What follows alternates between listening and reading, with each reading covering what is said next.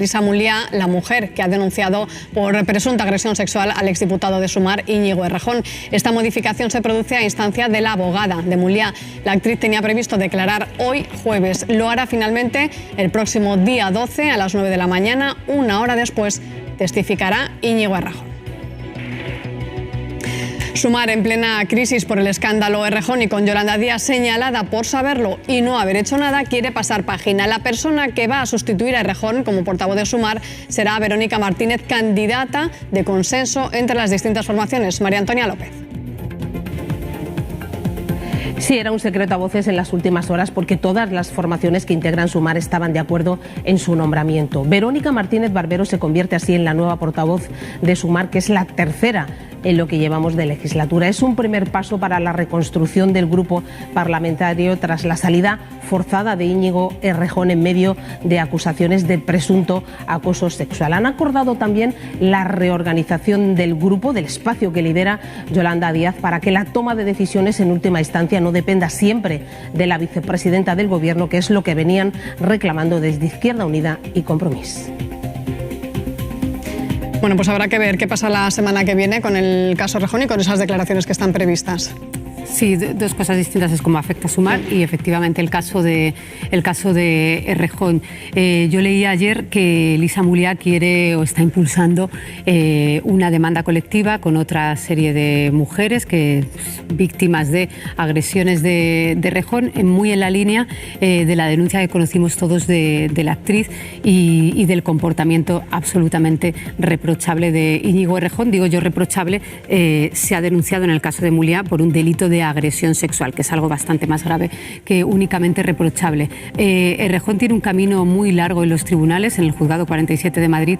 En este caso le veremos declarar en su citación. Es la primera y no va a ser la última seguramente, porque por más que quisiera correr el juez, seguro que hará diligencias, tomará declaraciones a las denunciantes, le espera un larguísimo camino. Punto y aparte es la reestructuración de Sumar, que es muy importante no por Sumar, sino porque es el partido que sostiene al gobierno, es el partido de coalición, es el partido que en el Congreso de Diputados tiene que sacar las políticas del gobierno. Ahora hay una reforma fiscal en el Congreso que Hacienda quiere cerrar dentro de 2 semanas, que es importantísima, hay muchísima economía, esto vende menos en los grandes titulares, pero es que se tramitan y hay mucha política en el Congreso que Sumar tiene que, después de esta crisis, que veremos si se juega el futuro, yo creo que ni siquiera van a llegar a presentarse las próximas elecciones, pero tienen que solucionar lo inmediato, que es la gestión del Grupo Plurinacional Sumar, su portavocía, que la acaba de nombrar, y la reestructuración, que la fecha límite es de aquí al 14 de noviembre, la semana que viene, para que reestructuren ese grupo donde está Izquierda Unida, Compromís, MES, y veremos cómo queda el grupo de cara pues a la superación de la crisis de Errejón. A mí hay una cosa de todo esto que me llama mucho la atención, y es que me parece de maravilla, esto ya está judicializado, tiene que seguir su cauce y evidentemente si se confirma todo lo que se está denunciando en Íñigo Errejón, y Íñigo Errejón va a tener que pagar por ello. La crisis de Sumar va a ser brutal, obviamente, y voy a esa parte, que es la parte que a mí me llama mucho la atención, que no se está investigando.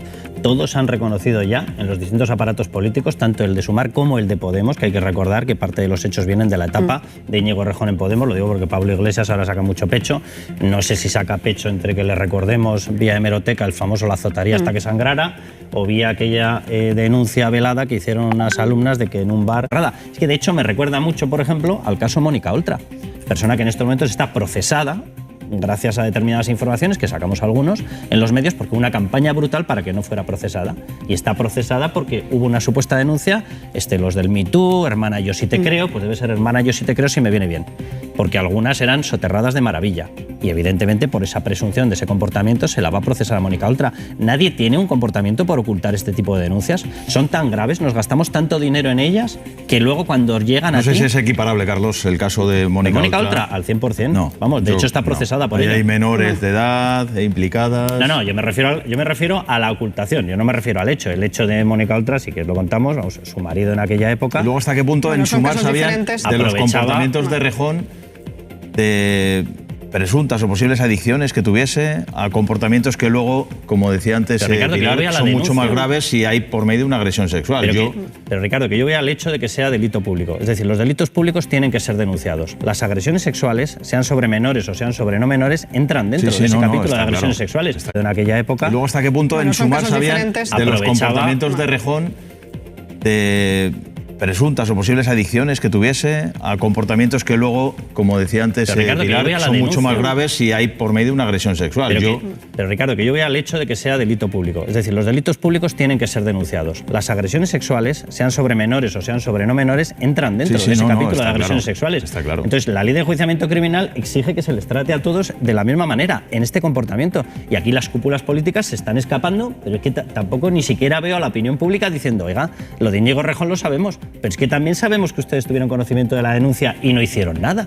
Que no vale con decírselo al cuarto del partido. ¿Pero tú crees que Yolanda Díaz pensaba o sabía que Íñigo Errejón estaba acusado de una presunta agresión sexual y ella no hizo nada y encima le hace portavoz sabiendo que ha agredido sexualmente a una mujer? Ricardo, no es que yo lo sepa, es que lo sabe toda España porque es que ya ha dicho que recibió la denuncia en junio del 23. Es gratis. Perdona, o sea, en junio del 23. En junio del 23 recibió la denuncia. Pero que lo ha reconocido ya en rueda de prensa. Estamos discutiendo si la tiene redonda. No me voy a poner a contradecirte. Yolanda Díaz ha reconocido que sabía que Errejón tenía problemas. Habló con Belarra.